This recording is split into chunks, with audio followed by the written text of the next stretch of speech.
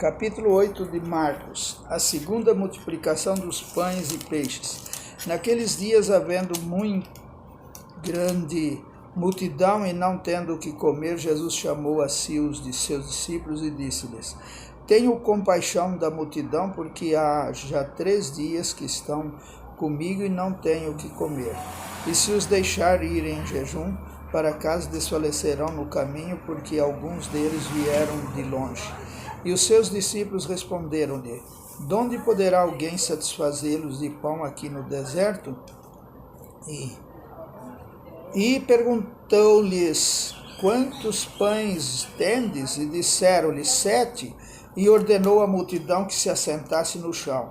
E tomando os 7 pães e tendo dado graças, partiu-o e deu-os aos seus discípulos para que os pusessem diante deles, e puseram-nos diante da multidão. Tinham também uns poucos peixinhos, e tendo dado graças, ordenou que também lhes pusessem diante. E comeram e saciaram-se. E dos pedaços que sobejaram, levantaram 7 cestos. E os que comeram eram quase 4.000, e despediu-os o fermento dos fariseus. E entrando logo no barco com os seus discípulos, foi para as regiões de Dalmanuta. E saíram os fariseus e começaram a disputar com ele, pedindo-lhe para o tentarem um sinal do céu. E suspirando profundamente em seu espírito, disse: Por que pede esta geração um sinal? Em verdade vos digo que a esta geração não se dará um sinal algum. E deixando-os tornou a entrar no barco e foi para o outro lado. E eles se esqueceram de levar pão, e no barco não tinham comido consigo, senão um pão. E ordenou-lhes, dizendo: Olhai e guardai-vos do fermento dos fariseus e do fermento de Herodes. E arrazoavam entre si, dizendo: É porque não temos pão. E Jesus, conhecendo isso, disse-lhes: Para que arrazoais que não tendes pão? Não considerastes nem compreendestes ainda? Tendes ainda o vosso coração endurecido? Tendo olhos não vedes? E tendo ouvidos não ouves? E não vos lembrais? Quando parti os 5 pães entre os 5.000, quantos cestos cheios de pedaços levantastes? Disseram-lhe: 12. E quando parti os 7 entre os 4.000, quantos cestos cheios de pedaços levantastes? E disseram-lhe: 7. E ele lhes disse: Como não entendeis ainda? Cura de um cego de Betsaída. E chegou a Betsaída, e trouxeram um cego e rogaram-lhe que lhe tocasse. E tomando o cego pela mão, levou-o para fora da aldeia. E cuspindo-lhe nos olhos e impondo-lhe as mãos, perguntou-lhe se via alguma coisa. E levantando ele os olhos, disse: Vejo os homens, pois os vejo como árvores que andam.